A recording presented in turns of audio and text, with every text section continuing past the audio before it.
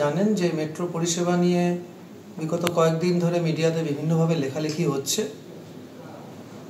এটা সত্যি ঘটনা যে আমাদের অনেক সমস্যা আছে।